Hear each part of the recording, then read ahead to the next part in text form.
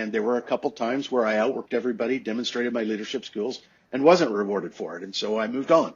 And it's like, those little moves of moving on got me out of the path I was on and put me on a new path to where I ended up, 22 years ago, starting my own company with absolutely no clue how to run a company, no clue that I was going to be successful doing it, but with this ideal that I have a vision of what I think it's going to be, and I think I'm just going to work really hard to make it happen. And here we are 22, 23 years later, and now I'm at the twilight of my career looking back going, okay, you were right in some ways.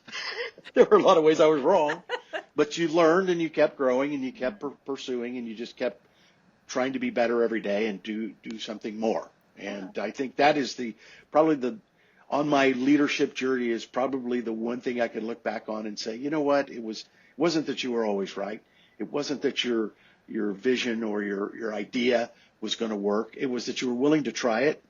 And if it didn't work, move on to whatever was next. And I think that's kind of how I built my company, surrounding myself with leaders who see the world through the same vision of we're always going to try to be better, and we'll make some mistakes and we'll learn from them and we'll keep moving forward.